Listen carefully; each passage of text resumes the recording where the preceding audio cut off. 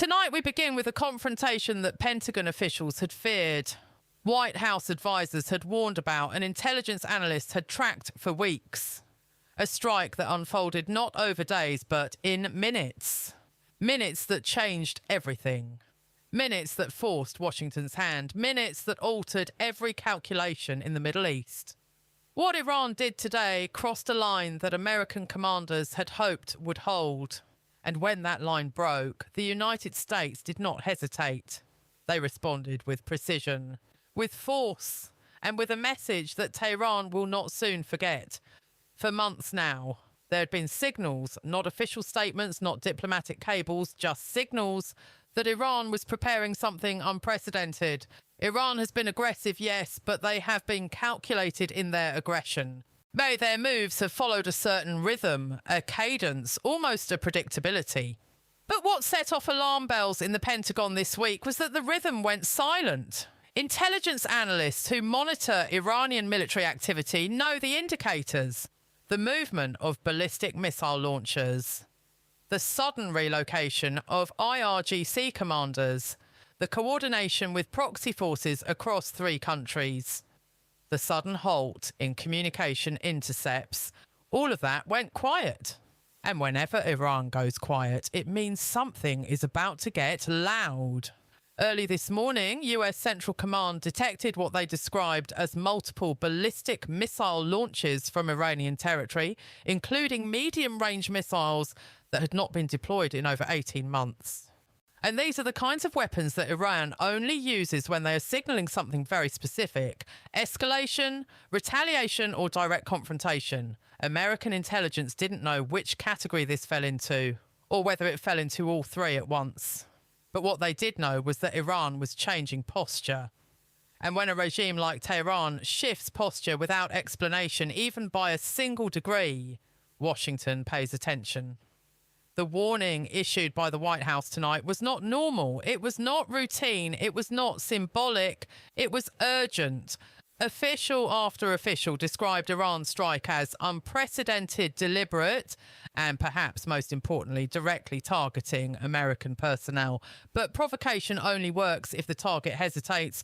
The United States did not, in fact. America's response today was among the most forceful we've seen in the region since 2020. Here's what we know. Within 2 hours of the Iranian missile strike, US forces launched retaliatory operations across multiple sites. These weren't the limited, symbolic strikes we've seen before. These were precision operations, advanced munitions and aircraft that Washington only deploys when they are preparing to neutralize a direct threat. Tonight, the Pentagon confirmed that American forces struck Iranian-linked facilities across 3 locations, including a missile depot that had recently been activated for what analysts believe was preparation for additional attacks. The US military struck before Iran could reload. They hit the launch sites, they hit the command centres. They hit the logistics hubs that were likely preparing to support follow-on operations. In other words, America targeted the entire kill chain. The infrastructure that would have made further Iranian strikes operational. This is what made the White House warning so urgent. Iran's strike wasn't just symbolic, it was actionable. It represented the kind of provocation that could spiral into full-scale conflict if left unchecked. And the United States, understanding that fully, responded with force, not recklessly, not impulsively, but strategically. They didn't target population centres. They didn't strike Iranian nuclear facilities. They hit military infrastructure. They hit command and control nodes. And here's where the story becomes even more significant.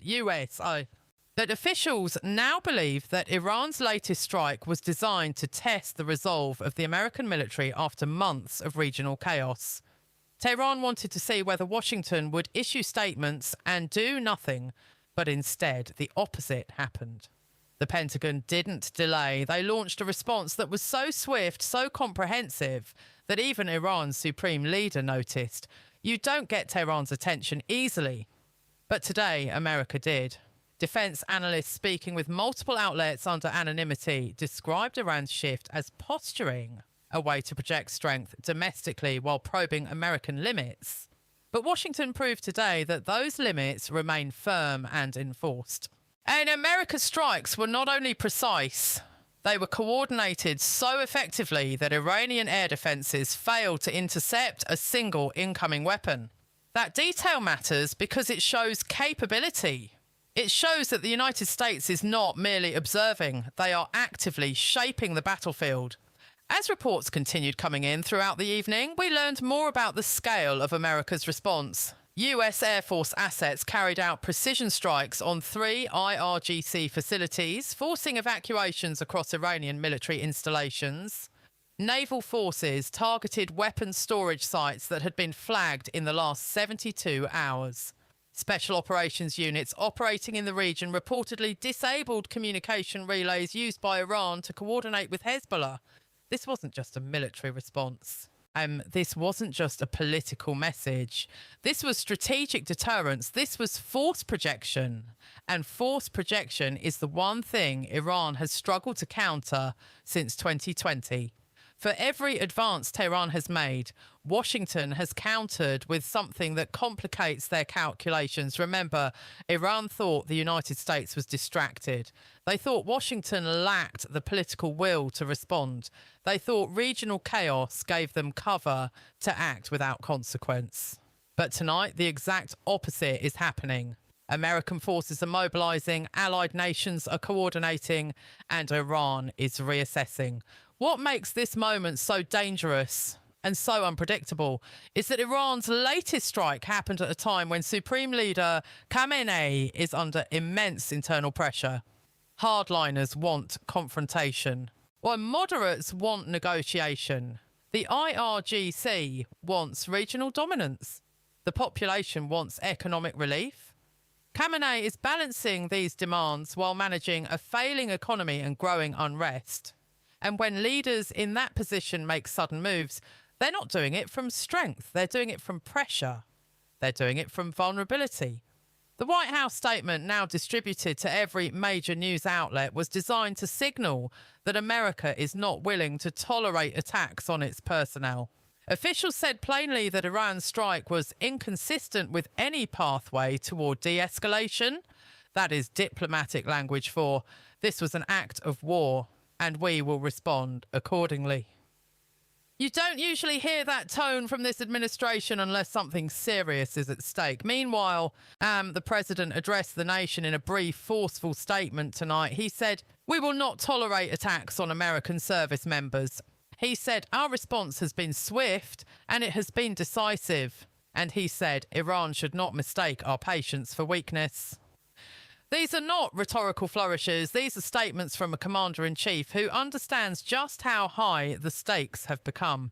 Here's what makes the situation even more concerning. Iran's strike wasn't isolated. Along with the missile attack, Hezbollah also launched rocket barrages toward northern Israel, Houthi. Forces fired drones toward Red Sea shipping lanes. Iranian-backed militias increased attacks targeting coalition forces in Syria. All of this happened within the same 48-hour window. When Iran moves multiple pieces at once, and it means something larger is underway. Analysts are now considering several possibilities. One is that Iran is preparing for sustained escalation. Another is that Tehran is attempting to force diplomatic concessions through military pressure. A third possibility, the one worrying officials the most, Ikao, is that Iran is testing whether America will defend its regional allies. But today, Washington took that doubt off the table.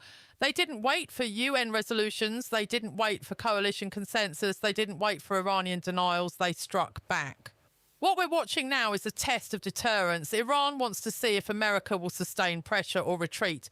Washington wants to show that red lines are real. Israel wants to prevent regional war, and Europe wants to prevent economic catastrophe.